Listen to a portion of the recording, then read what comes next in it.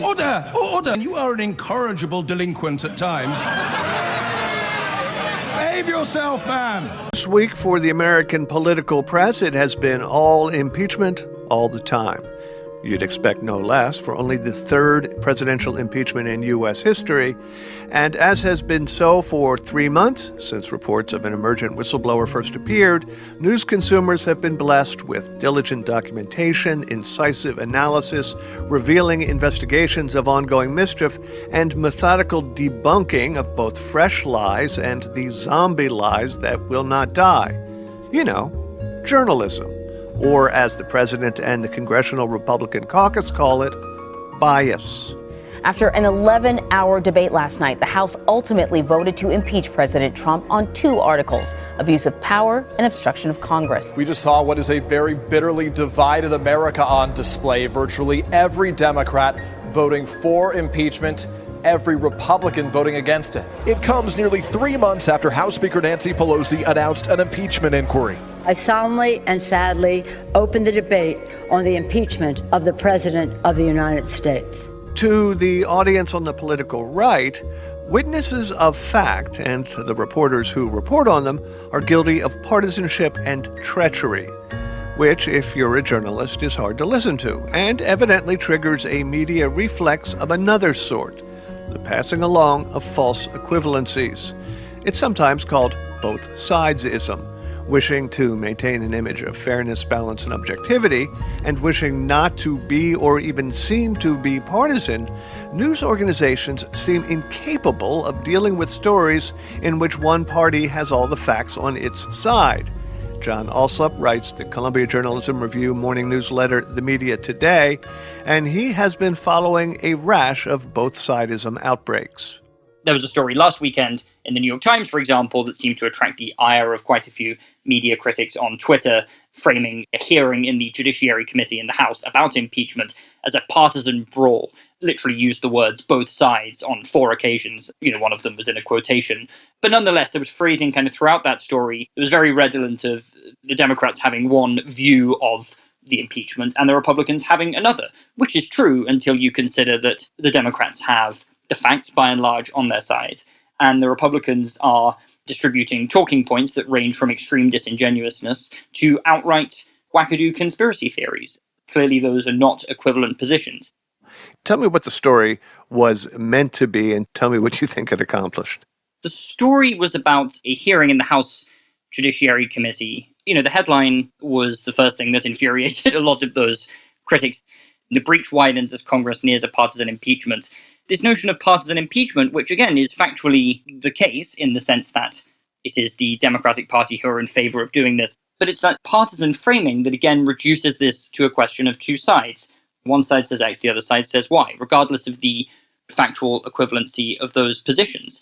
There were instances of that kind of language throughout the piece. Jay Rosen, who is a journalism professor at New York University, pulled out, I think, 12 examples of this both sides dynamic. For instance, disputes over basic facts. Both sides engaged in a kind of mutually assured destruction, the different impeachment realities the 2 parties are living in. Again, factually, you can make a case that all of these things are true by the letter of what they say. But one of the realities is a real reality, it's actually reality. And the other one is an unreality, or it is to a very large extent. It's also easy to understand how news organizations get tied up into such knots when reporting facts and evidence and context essentially serves one political party and plays havoc with the other. We want to be perceived as honest brokers, and yet whenever this situation occurs, we face the accusations that we are an opposition party unto ourselves. What the hell do we do about that? When you start chasing popular perception of your coverage starts to become reactionary. But I think it's particularly the case when one side has really figured out that if they spin and lie and deflect and deceive, they can take advantage of that coverage model that you just described. One side has worked out how to game that system. If you are trying to sort of appease that logic, you are asking to be taken advantage of. The current model of both sides clearly at the moment is rebounding to the benefit of one side. It is a victory in and of itself for that side to have their conspiratorial talking points taken seriously, because it muddies the waters. Their strategy is to muddy the waters. There are always trade-offs here. There are always choices to be made. And the idea that trying to steer a middle path, you will not be accused of bias, you will not benefit one side or the other, I think is a complete fiction. The epithet that we face and have faced for, at least 50 years as a part of a coordinated attack on the fourth estate is the word bias. How are we as an institution to explain to the electorate that there is a difference between bias and analysis and attention to the evidence and just judgment? Is this impeachment story not the perfect story to try and start dispelling some of those accusations of bias?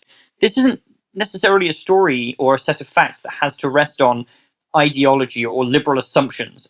It's a pretty easy and simple set of facts. The reason we have this impeachment inquiry is because Democrats figured they could fit what Trump did with Ukraine and why it's wrong on a bumper sticker.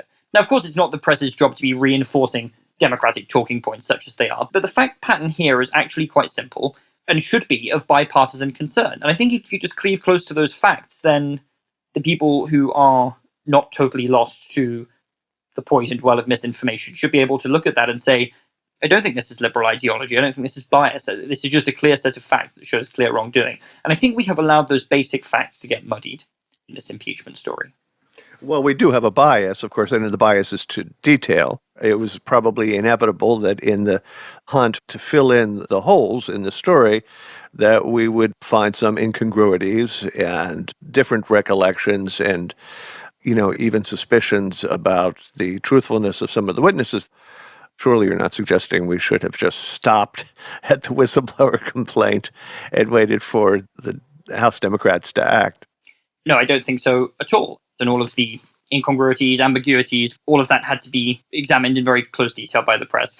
But the White House, first of all, literally released, a record of Trump's call with the president of Ukraine, which shows him asking for an investigation into the Bidens and the Democratic Party based on a conspiracy theory. And Trump then came out onto the White House lawn very early in this process and told reporters Ukraine should investigate the Bidens, and so should China. How can it be that we haven't figured out a way to just be us and, do journalism without having to worry about the perceptions swirling all around us? It's really, really hard. This is not a level playing field here. It's much easier when you don't have to obey rules of integrity and fact to come up with a compelling narrative. Obviously, we as the press don't have control over the way information is distributed in the 21st century. If we can't control these kind of things and all we can control is what we do, then let's just not worry so much about what people think about us. Clearly, you have to worry what your readers think about you because you want to serve them a product that they want to read. But there is a difference between doing that in a thoughtful way and compromising the way you would otherwise do your reporting. I think also there is a generational thing.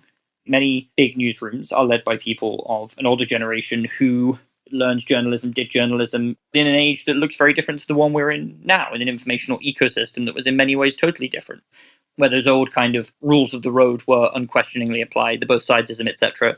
And I think to a certain extent, old habits die hard. I feel obliged to ask you this.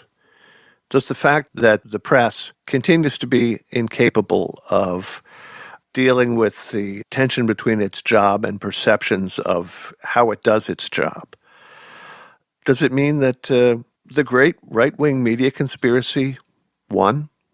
That somewhere in his grave, Roger Ailes won? It's a kind of a depressing question, Bob. No, because it's an ongoing struggle to put the facts across. It doesn't end at one moment in time. This is a number of different battles being fought across all sorts of different terrains and different types of coverage. So I don't think you can just conclude that those who would seek to propagandize and mislead have won. Political realities change. Hegemonies never last forever. And we need to go forward into the future and put it on as sound a factual basis as we can muster. John, thank you.